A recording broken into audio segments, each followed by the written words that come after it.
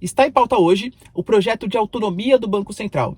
Os 513 deputados federais vão votar o projeto e muito possivelmente, dizem ali as bocas pequenas, que vão aprovar. Mais de 300 deputados federais já deram seu parecer favorável a um projeto que já foi aprovado pelo Senado e que o Bolsonaro, muito tendo em vista ali o Paulo Guedes, também é extremamente favorável, que é o projeto de autonomia do Banco Central.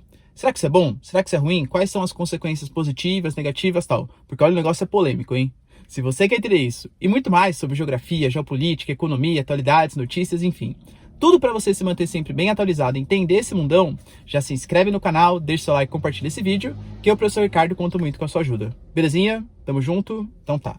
Galera, é o seguinte, de um lado a gente tem uma ala mais liberal, não só do governo, né, Paulo Guedes e tal, mas uma ala mais liberal, inclusive da sociedade, defendendo a autonomia do Banco Central, dizendo que isso traz mais responsabilidade, interferências políticas menores na economia, ou seja, uma lei de mercado mais palatável, e que vai tornar o Brasil mais atrativo e confiável para investimentos estrangeiros. E de outro lado, políticos ou personalidades mais intervencionistas, dizendo que isso é render o Brasil, a colocar o Brasil na mão de rentistas, de iniciativa privada, inclusive ele, Ciro Gomes, um político totalmente nacional desenvolvimentista, intervencionista, tá pé da vida ali no Twitter, só reclamando, falando que tá vendendo o Brasil, etc. Vamos tentar entender o que isso significa, né? O Banco Central, só para a gente tentar entender, é como se fosse o bancão brasileiro. É um banco, ele tem uma série de responsabilidades. Dentre essa série de responsabilidades, a gente pode colocar, por exemplo, a responsabilidade de promover e de guardar as chamadas reservas internacionais.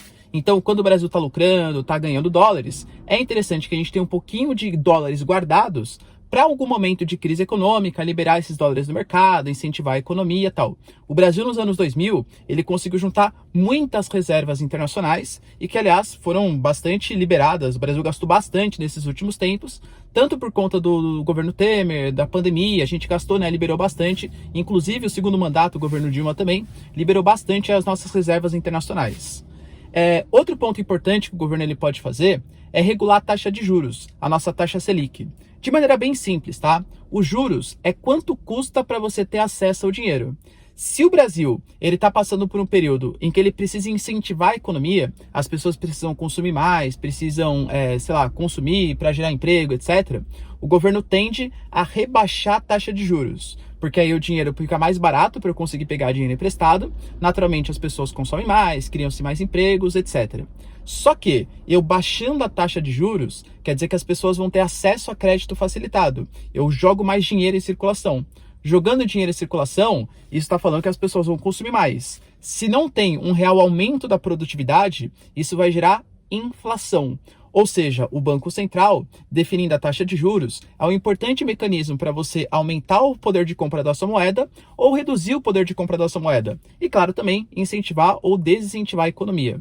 Outra coisa importante que o Banco Central controla é a emissão de papel moeda mesmo. Quem define o quanto que vai ser emitido, o que vai ser emitido, se vai, se não vai, etc., também é o Banco Central. Dentre outras atribuições, a gente pode colocar também a regulação do sistema financeiro, bolsa de valores, etc. Então, o Banco Central, ele organiza a política econômica de um país, tá? Aqui no Brasil, o nosso Banco Central, não é que ele é totalmente interligado ao poder político, mas ele sofre bastante interferência, porque quem define toda a diretoria e a presidência do Banco Central é o presidente no seu primeiro dia de mandato, e ele pode acabar afastando esse presidente ou os diretores, etc., se assim ele achar conveniente. Então, um bom caso que eu posso dar para vocês, que essa ala mais liberal defende, é citar, por exemplo, o governo Dilma. O governo Dilma, a gente sabia que estava tendo um período de inflação, aumento do preço das mercadorias, desmandos na Petrobras, subsídio ao preço da energia, etc.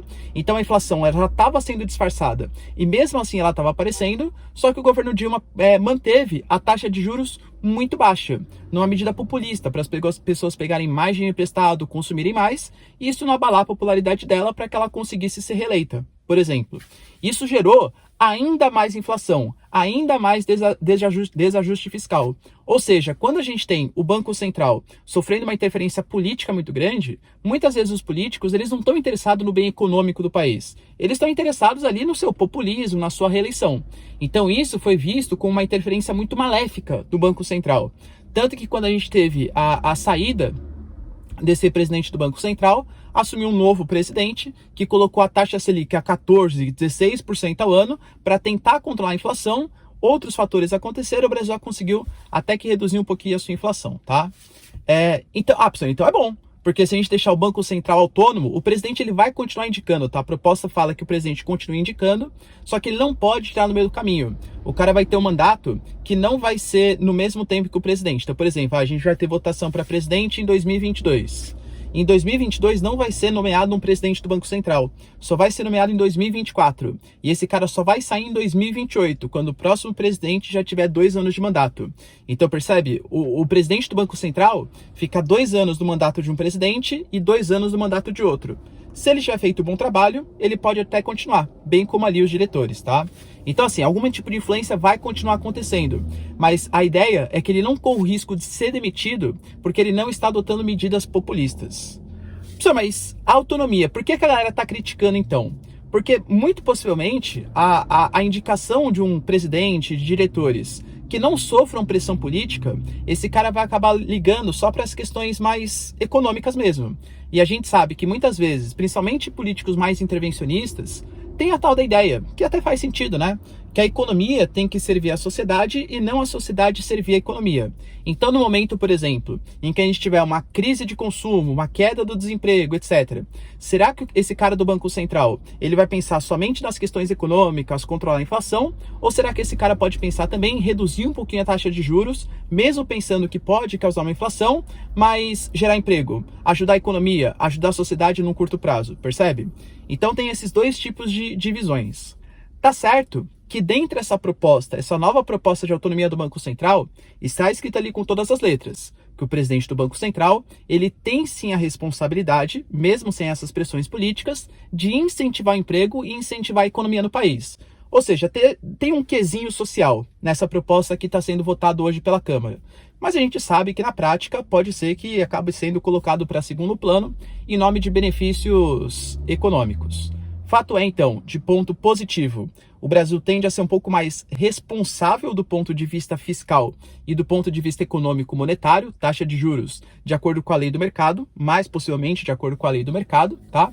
O que torna o país mais responsável, tende a tornar o país, diminuir a taxa de juros, porque é um país mais responsável, ele, digamos, paga menos, porque as pessoas vão confiar mais, né, que o Brasil vai ser um país que vai conseguir pagar suas contas e tal. Então pode ser até mais fácil o Brasil conseguir pagar sua dívida pública, pagar sua dívida interna, isso pode acontecer, mas em contraposição, a gente fica na mão muito da iniciativa privada, ou seja, a influência política, nós, como cidadãos, vai ser difícil exigir grandes mudanças do Banco Central. E você, galera, o que você pensa? Você acha que é um ponto positivo isso ou um ponto negativo essa autonomia do Banco Central? Deixa aí nos comentários, quero saber a sua opinião. No mais, é isso aí, galera. Beijos, abraço, tchau e até o próximo vídeo. Falou!